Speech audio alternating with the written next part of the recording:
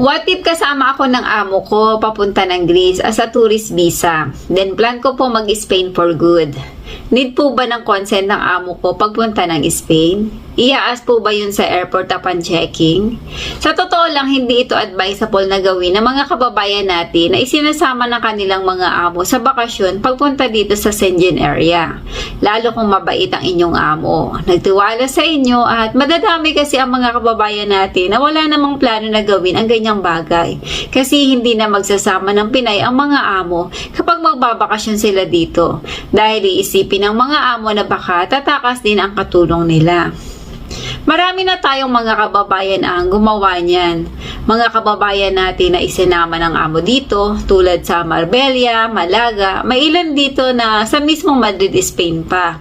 At ang ilan sa kanila ay may mga papel na ngayon. May isa nga akong kakilala na tumakas siya sa amo, tinabol pa siya ng amo nung time na tumatakas siya. About sa pagtakas from Greece, kailangan mo ng lakas ng loob kasi medyo delikado ang gagawin mo. Kung mag-plane ka, mag-ingat ka kasi possible na abutan ka ng amo sa airport. Dapat mong pag-aralang mabuti ang gagawin mo. Regarding sa pagdating mo sa airport, hindi ka naman tatanungin doon. Need mo lang ipakita ang iyong plane ticket at ang passport mo. Walang ibang itatanong sa iyo. Bibigyan ka ng boarding pass, then pasok ka na sa loob. Then pagsasakay ka na ng plane, i-check nila ang boarding pass mo at ang passport mo. Ganun lang kasimple. Paalala ko lang na mag-triple ingat ang mga tataka sa amo, lalo kung magbabiyahe pa kayo by plane or by bus. Dapat alam nyo ang mga sasakyan nyo kasi pag mahuli kayo ng amo, malaking problema yan.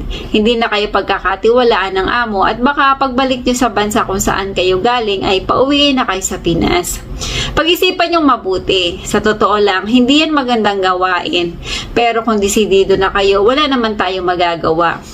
Nakakita kayo ng magandang opportunity at malaking tipid ito kaysa sa mag-apply pa kayo. Lalo kung wala kayong alam na legit na agency na pwede nyong applyan para makapunta kayo dito. At sa laki ng gastos ay matagal bago maipon yon.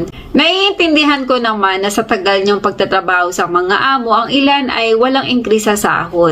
Hindi naman lingid sa lahat na mababa lang talaga ang sahod ng mga domestic helpers sa Middle East. Kaya wag natin silang husgahan kung nangangarap din silang kumita ng malaki para sa pamilya nila.